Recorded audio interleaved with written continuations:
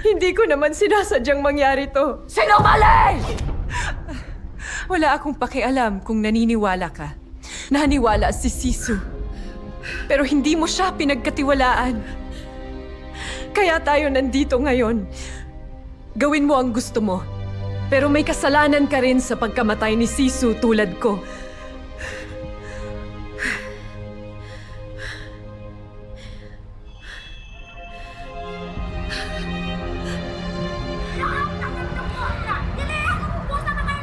Mati, labas na kayo! Sumama kayo sa akin!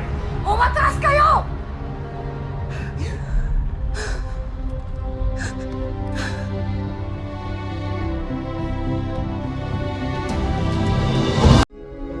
Kailanman hindi ako magiging sapat para sa'yo. Di ba?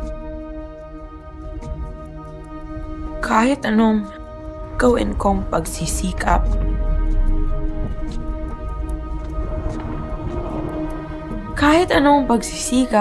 ang gawin nating lahat, kailanman hindi magiging sapat ang lakas ni Luisa. Si Isabela naman hindi magiging perpekto. Umalis si Bruno sa pamilya natin dahil puro kasamaan lang niya ang nakikita mo. Walang pakialam si Bruno sa pamilyang to! Mahal niya ang pamilyang to. Mahal ko ang pamilyang to. Mahal natin lahat ang pamilyang to. Ikaw ang walang pakialam.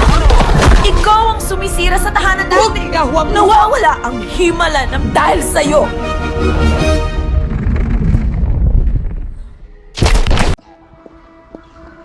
Oo nga naman. Mukhang marami sa atin ang kumukuha ng mga bagay na hindi sa kanila ngayon, di ba? Well, maghintay ka lang, Aklatik.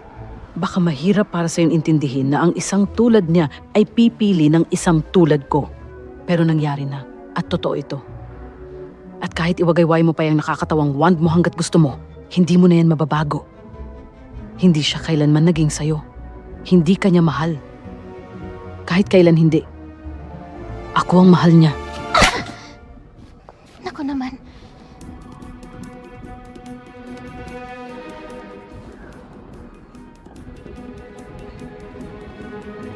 Gumaan ba ang pakiramdam mo? Oo. Mabuti naman.